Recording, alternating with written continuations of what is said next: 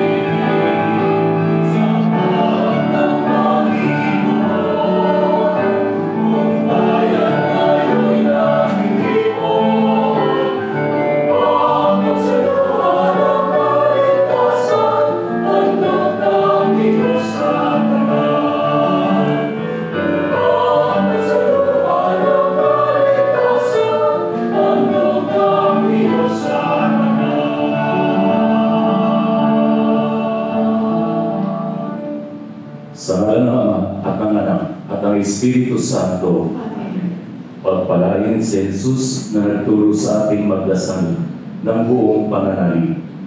Ang kanyang pag-ibig at kapayapaan ay sumainyo na. Sa paghahanda natin para sa pagdiriwang ng mga banal ng misteryo ng pagpapakasakit at muling pagkabuhay ni Kristo, alalahanin natin ang mga kasalanan natin, lalo na ang laman sa panalangin.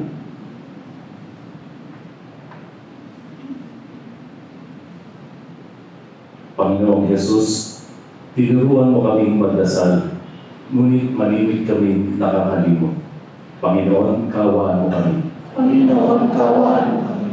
Panginoong Jesus, tinuruan mo kaming ipagdasal ang mga pangangailangan ng sangkatauhan at ang pagdating ng kaharian ng Diyos. Ngunit malimit namin ipinagdasal ang aming lamang sarili at mga bagay na material. Kristo, kaawaan mo kami. Kristo, kaawaan kami. Panginoong Jesus, tinuruan mo kaming magdasal na masunod nawa ang kalooban ng Ama. Ngunit malimit namin igiliin ang sarili naming kalooban. Panginoon, kaawaan mo kami. Panginoon, makapangyarihang Diyos, patawarin tayo sa ating mga kasalanan at patnubayan tayo sa buhay na walang hanggan. Amen.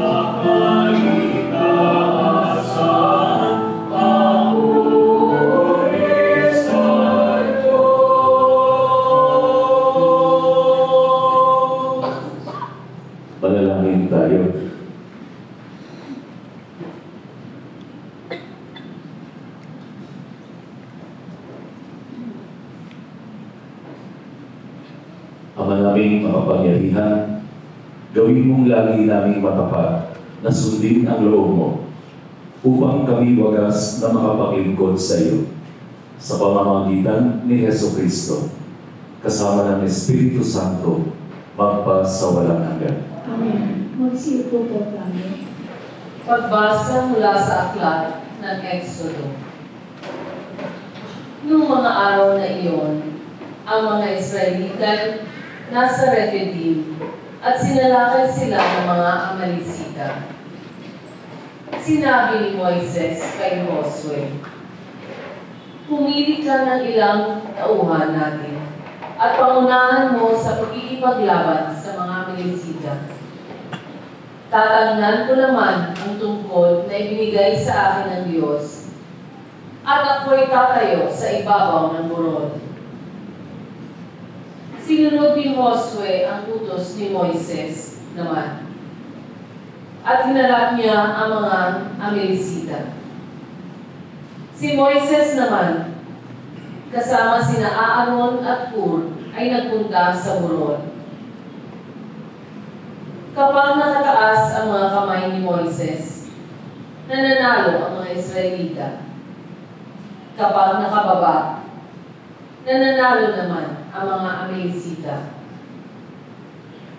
Nangawit na si Moises, kaya sina Aaron at Hur ay kumuha ng isang bato at pinaupo roon si Moises habang hawak nilang pataas ang mga kamay nito hanggang sa lumubog ang araw. Dahil doon, nalupig ni Josue ang mga Amalekita. Ang salita ng Diyos. Salamat sa Diyos.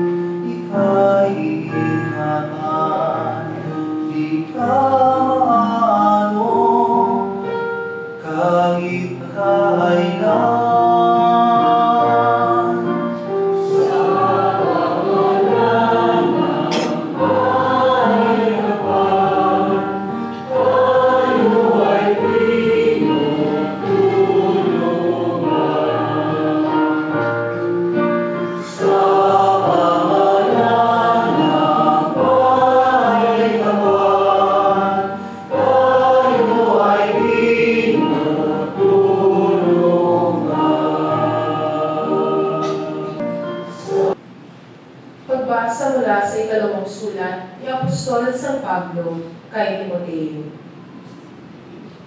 Pinakamamahal ko, huwag mong tatalikdan ang mga aral na tutuhan mo at matibay na pinananaligan, yamang kilala mo ang nagturo nito sa iyo.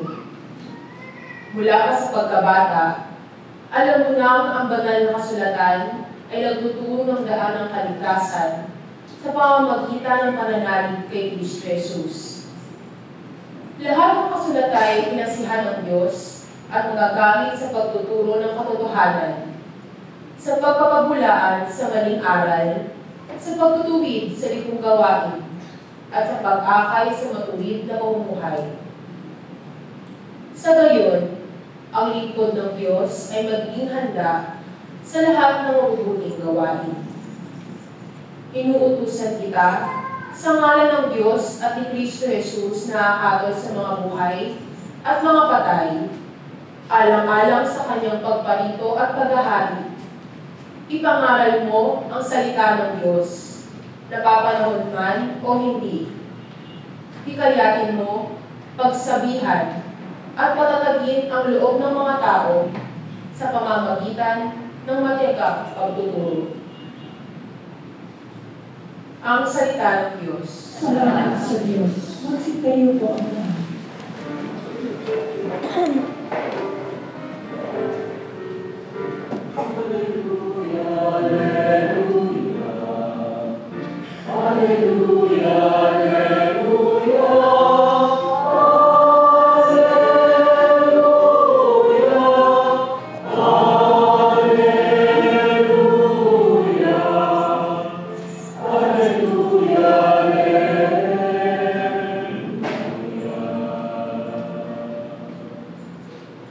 Buhay ang salita ng Diyos, kalagitong natatalos ng ating niloloob.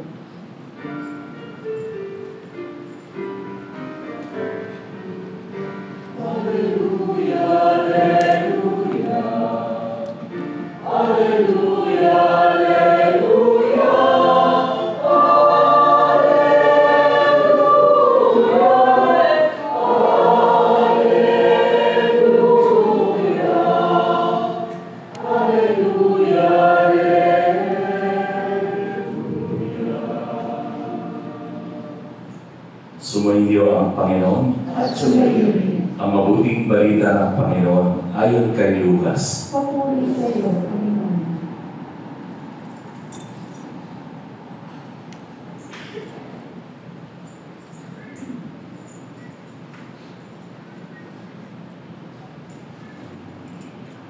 Noong panahong iyon, isinaysay ni Jesus ang isang talinghaga upang ituro sa mga alagad na dapat silang manalangin lagi at huwag manghinawa. Sa isang lungsod, wika niya, may isang buong na hindi natatakot sa Diyos at walang taong iginagalang. Sa lungsod din iyon ay may isang babaeng balon na puntang-punta sa buong at humihingi ng katarungan. Tinanggihan siya ng buong sa loob ng ilang panahon.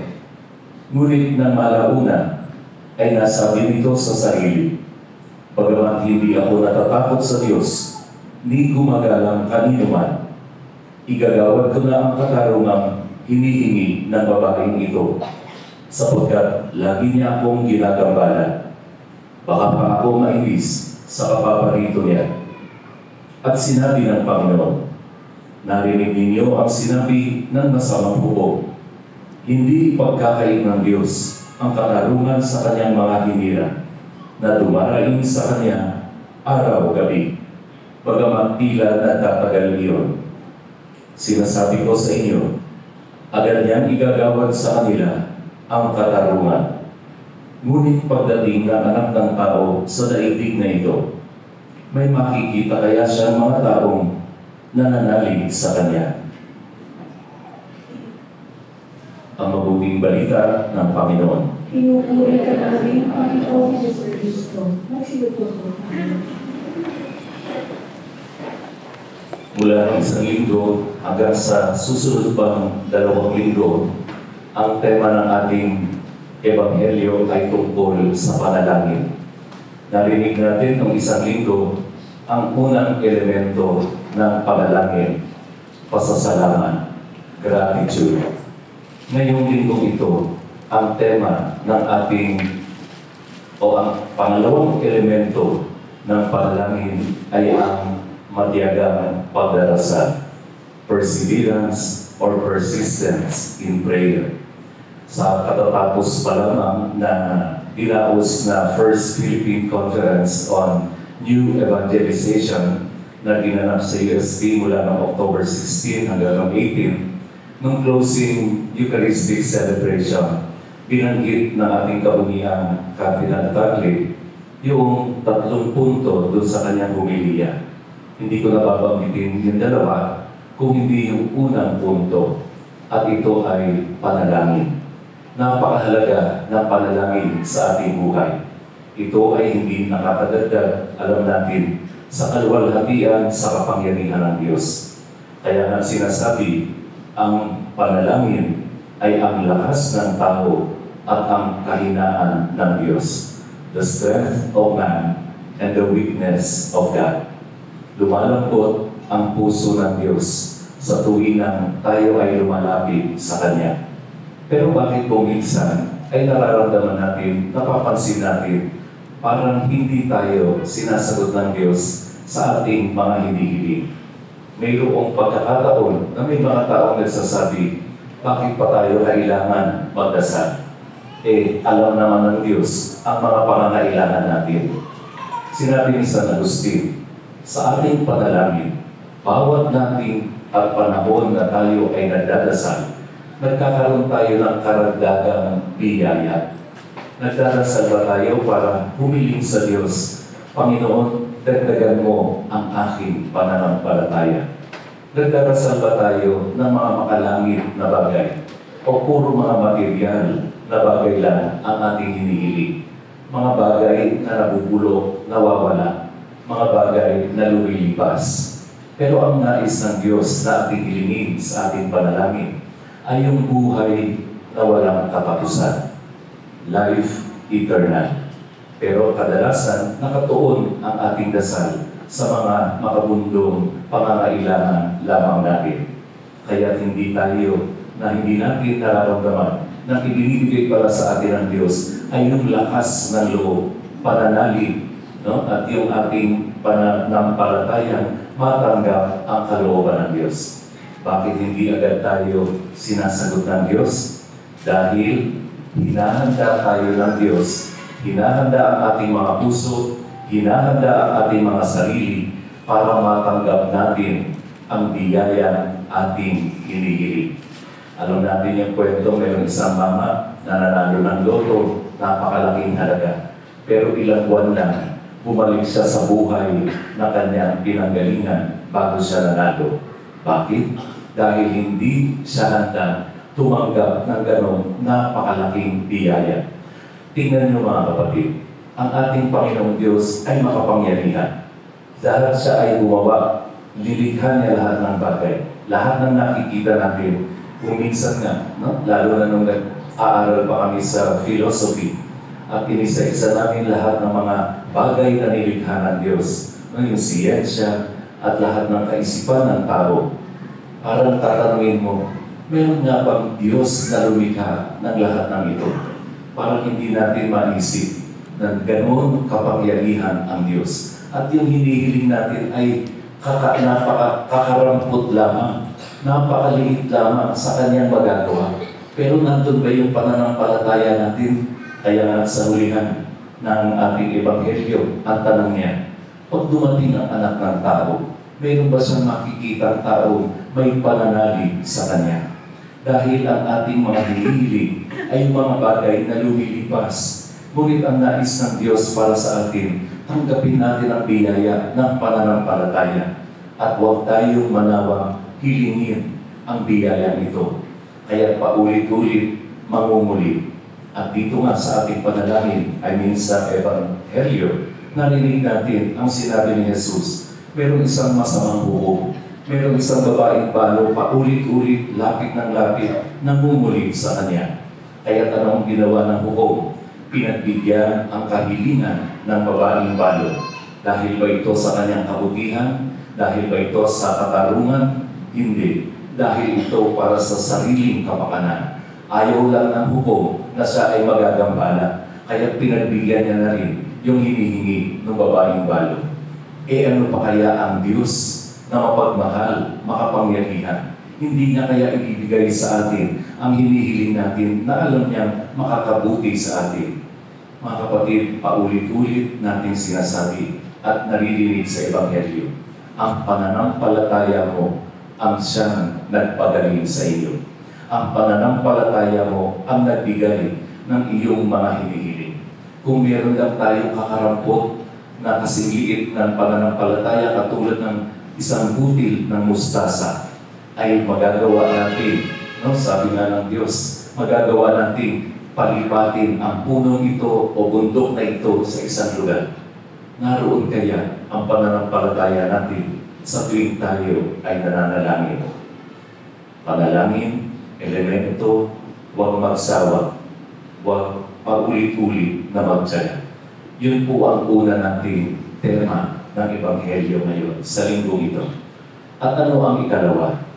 Paulit-ulit nating naririnig itong Ebanghelyo ito, maaaring nakaligtaan na natin. We have already probably taken for granted and ignored the second major element of this gospel.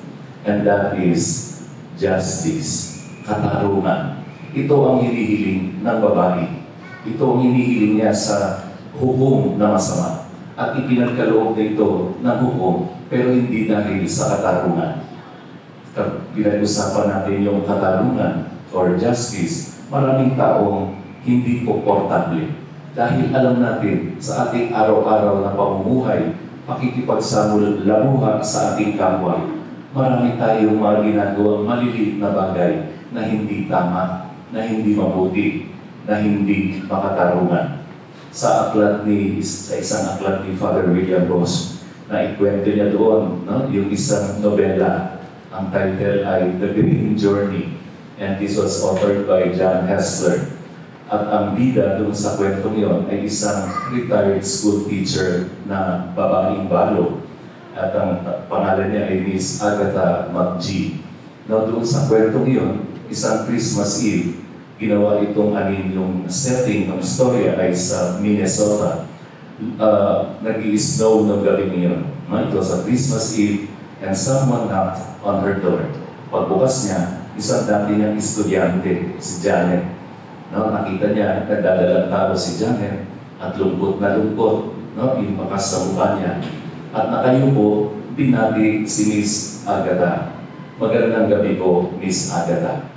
Ang ginawa ng teacher, hinawakan ang kanyang dalawang braso at ang sabi, ulitin mo yung sinabi mo na nakatingin ka sa aking mata.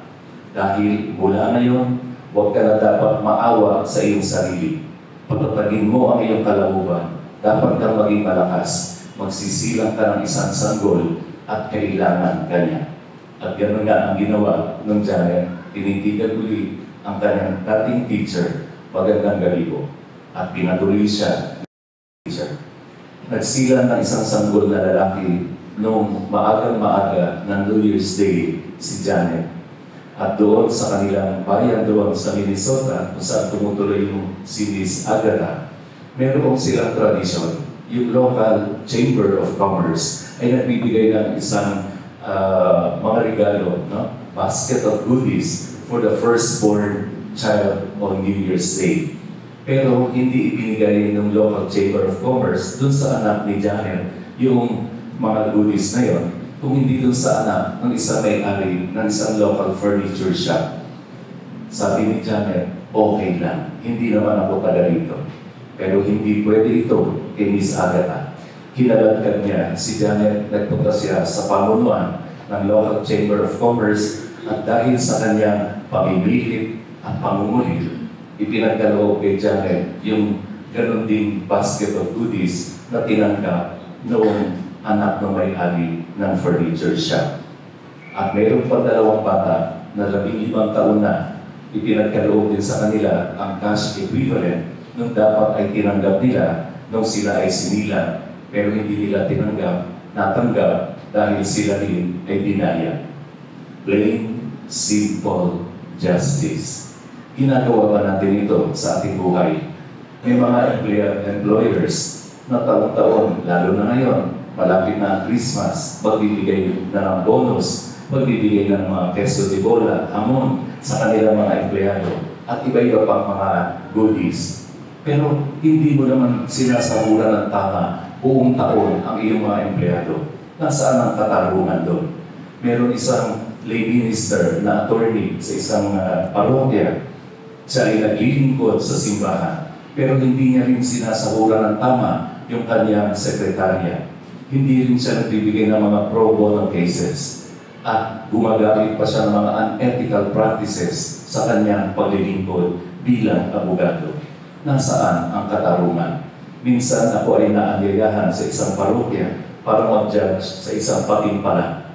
3 lamang kami. Ako, yung parish priest na nag-anyaya sa akin, at yung isang invited celebrity. At tapos, nang ma-total namin yung score, nakita namin nung parish priest na pareho kami ng pinili. Pareho kami ng first prize, second at third prize.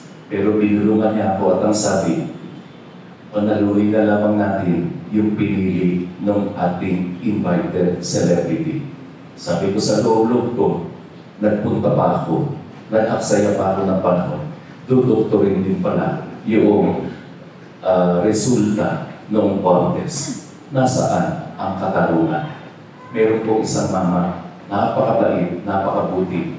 Araw-araw pag pumapasok siya sa kanyang opisina, meron siyang tinaraanan na isang taong grasa. Binibigyan niya ng barya. Pag meron siyang extra na pagkain, inaabutan niya itong mama.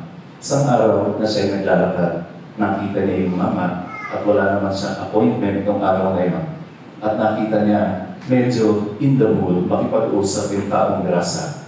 Inanyayahan niyang mag-almusal, magkape. At habang sila ay patapos na sila, sabi ng mamang nag-anyaya, sige, ipanalangin mo na lamang ako dyan sa ating almusal. At sabi ng taong grasa, sumagot, ako, hindi ko kailangan ng isang taong mananalangin para sa akin. Ang nais ko lamang ay isang taong makikitungo sa akin ng isang tunay na tao. A person who will treat me with dignity as a human being. Plain and simple justice. Ginagawa ba natin ito sa mga taong maliliit sa ating lipunan? Ginagawa ba natin ito sa mga taong walang kakayahan ipagtanggol ang kanilang karapatan? Ginagawa ba natin ito sa mga taong binabaliwala ng lipunan? Nilikha sila ng Diyos, may karapatan sila sa dangal at dignidad ng isang tunay na tao. Makatarungan po ba tayo sa ating pang-araw-araw na buhay? Amen.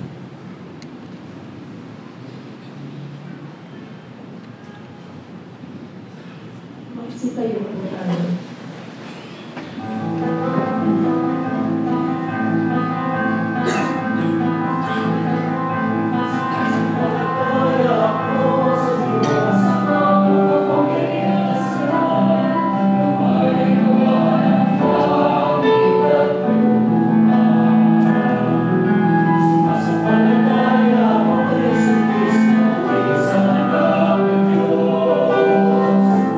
Panginoon,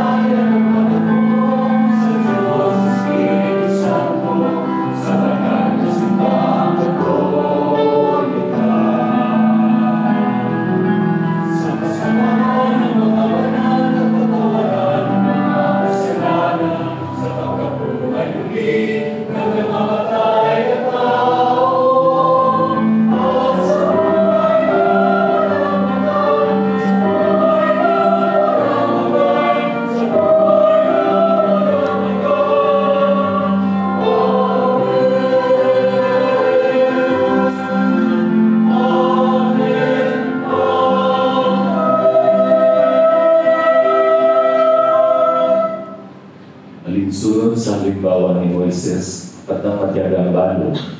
Buong pananalig nating idulog sa Panginoon ang ating mga kahilingan para sa mga pangangailangan ng sangkatauhan, lalo na ng mga misyonero.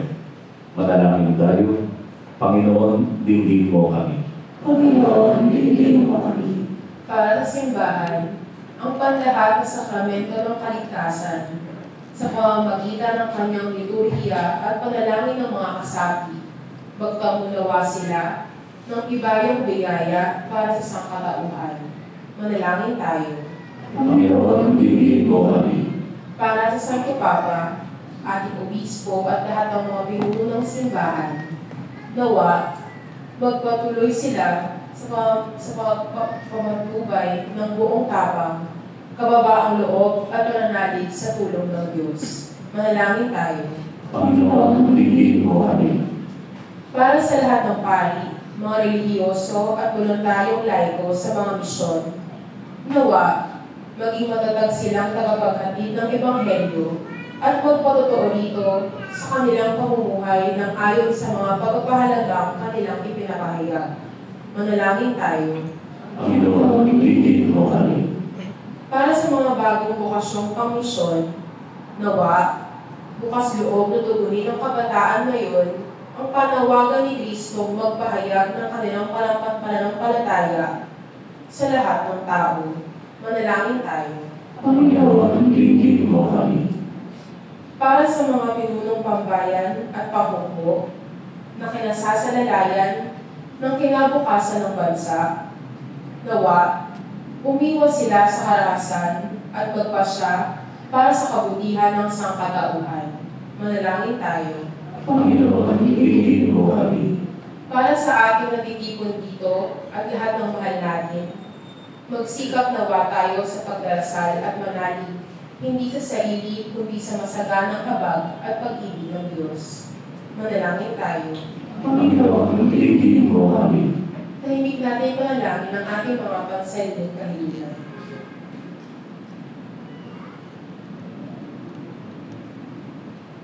Manalangin tayo. Panginoon, dinggin mo kami. Panginoon, palakasin mo ang loob ng mga misyonero at tulutan mo magtagumpay sila sa mga pagsisikap nilang ipahayag ang Ebanghelyo bilang tanging daan tungo sa kaligtasang walang hanggan. Ipagkaloob mo ito sa ngalan ni Jesus na aming Panginoon. Amen. Magsiupo po tayo.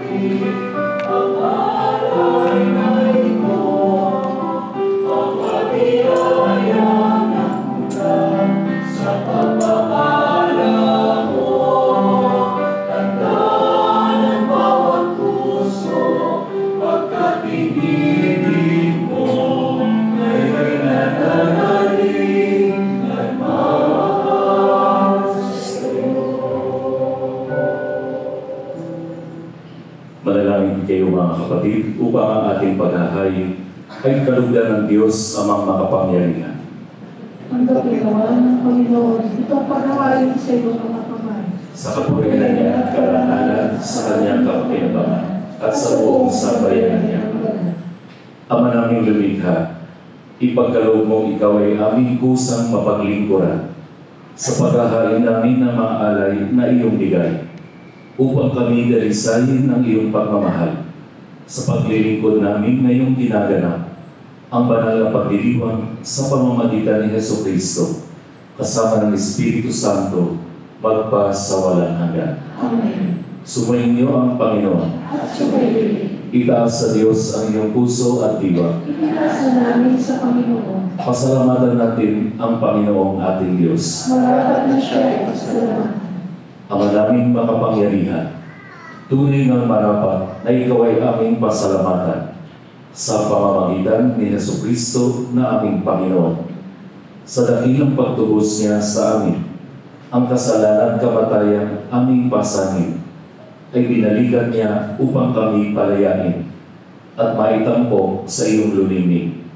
Siya ang nagtanghal sa amin bilang liping hinirang, pari at haring lingkod sa iyong kamahalan. Mula sa kadiliman kami iyong tinawag upang makasapit sa iyong liwanag bilang iyong angkang may tungkuling maglahad ng iyong dakilang pag-ibig sa lahat. Kaya kaisa ng mga anghel na nagsisiawit ng papuri sa iyo nang walang humpay sa kalangitan, kami nagbubuli sa iyong kadakilaan.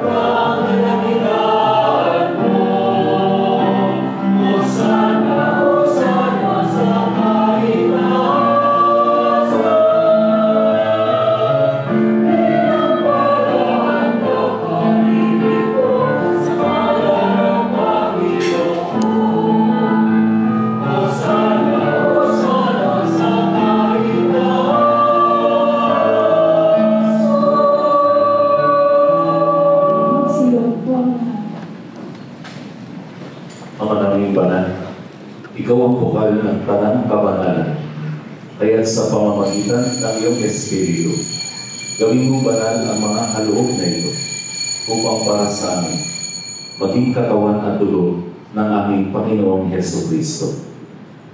Bago niya pinagtiis ang pusang loob na maging handog, hinawakan niya ang tinapay. Pinasalamatan ka niya. Pinaghati-hati niya iyon. Inabot sa kanyang mga alagad at sinabi, tanggapin ninyong lahat ito at kami. Ito ang aking katawan na ihahandog para sa inyo.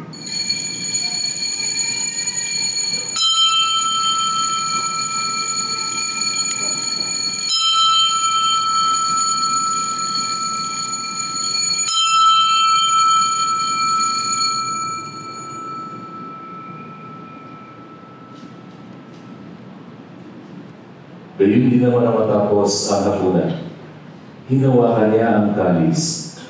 Muli kanyang pinasalamatan. Inabot niya ang kalis sa kanyang mga alagad at sinabi, tanggapin ninyong lahat ito at inumin.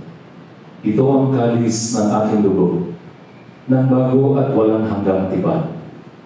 Ang aking dugo ay bubuhos para sa inyo at para sa lahat, sa ikapagpapatawad ng mga kasalanan. Gawin ninyo ito sa pag-alala sa akin.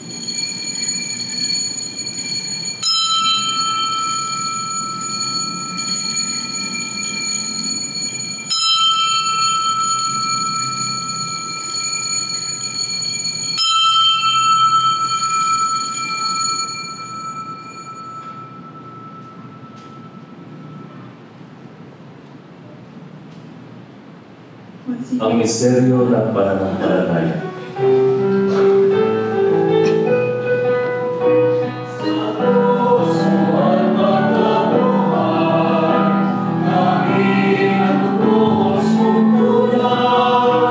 Oh, Jesus.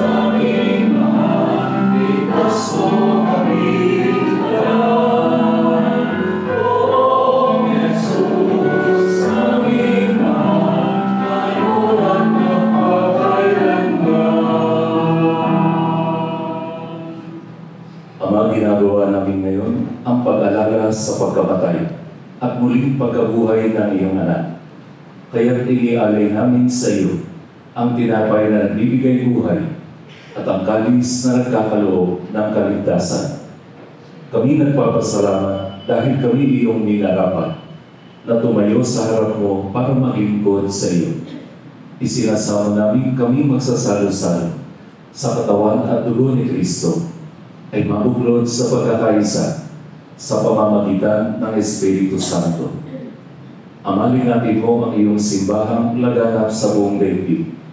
Puspusin mo kami sa pag-ibig kay San Francisco na aming Papa at ni Luis Antonio na aming Obispo at ng Tanang Kabayan.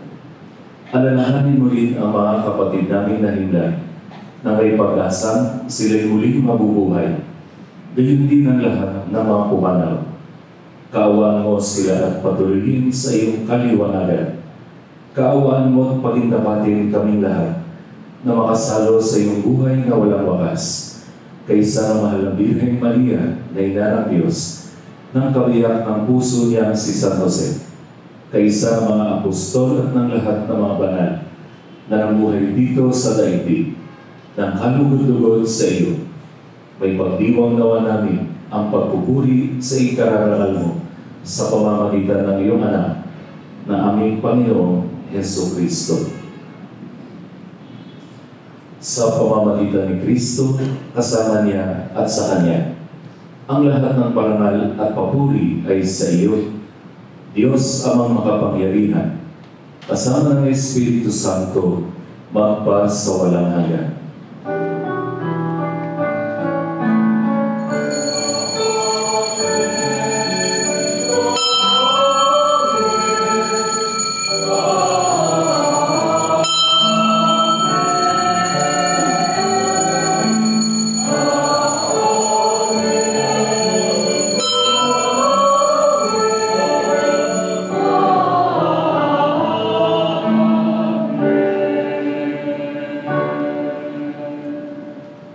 Mga kapatid, mahal tayo ng Diyos hindi dahil tayo ay mabuti.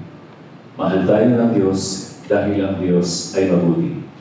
Nananalig sa kabutihan ito, sama-sama tayong tumulog sa Ama.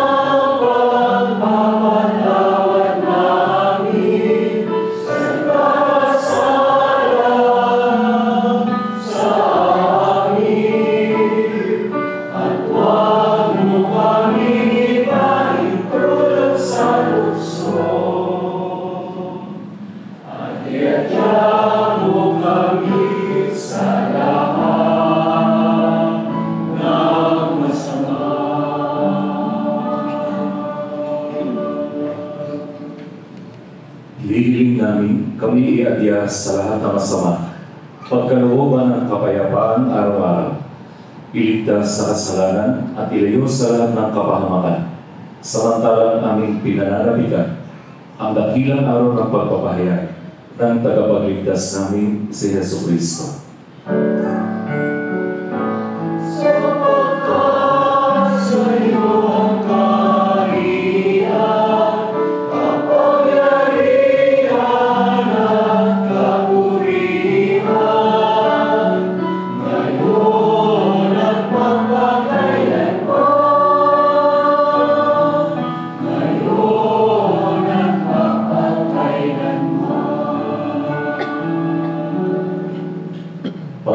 Jesucristo, sinabi mo sa iyong mga apostol, kapayapaan ang iniiwan ko sa inyo. Ang aking kapayapaan ang ibinibigay ko sa inyo. Tunghayan mo ang aming pananampalataya at huwag ang aming mga paulit-ulit na pagkakasala. Pagkalooban mo kami ng kapayapaan at pagkakaisa ayon sa iyong kalooban, kasama ng Espiritu Santo, magpa sa walang hanggan. Amen. Ang kapayapaan ng Panginoon ay laging sumainyo. Ibahagi po natin sa ating kapwa ang kapayapaan ni Kristo.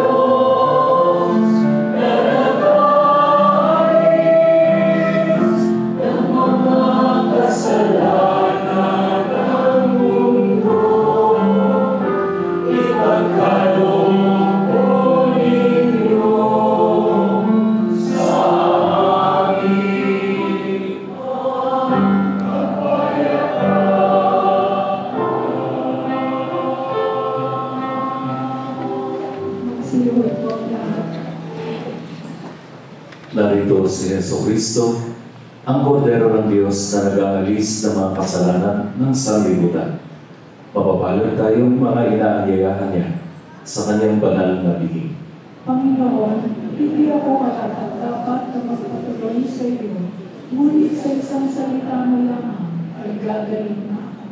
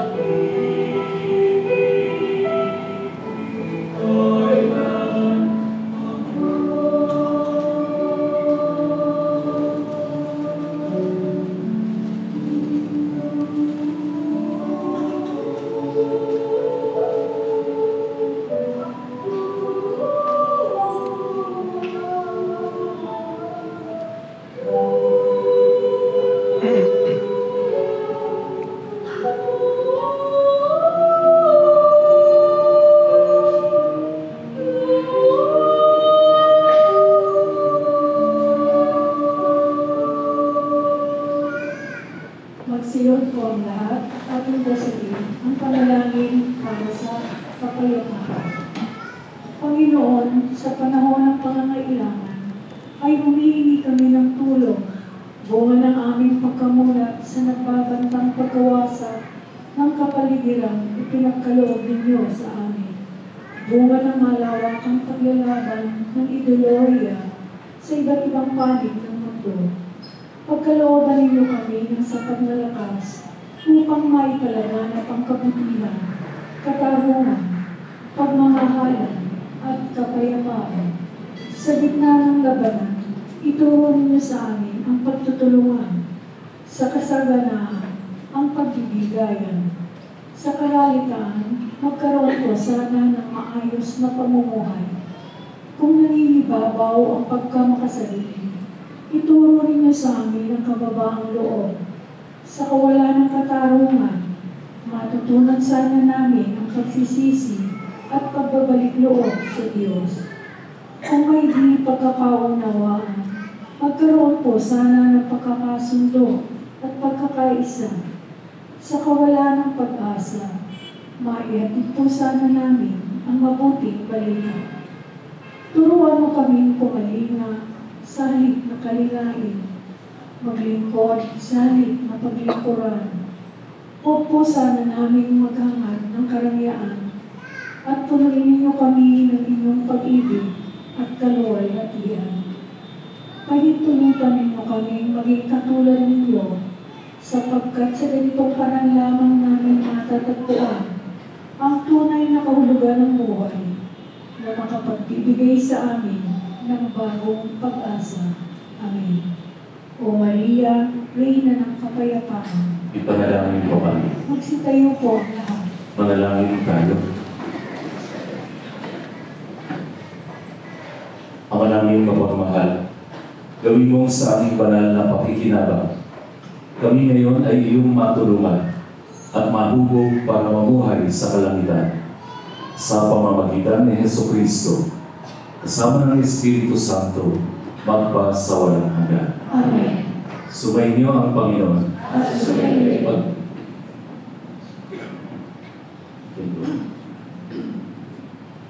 Pagpalain kayo ng makapangyarihang Diyos, Ama, Anak, at Espiritu Santo. Amen. Tapos na ang ating pagdiriwang, humayo kayong taglay ang pag-ibig at kapayapaan ni Kristo. Salamat sa Diyos.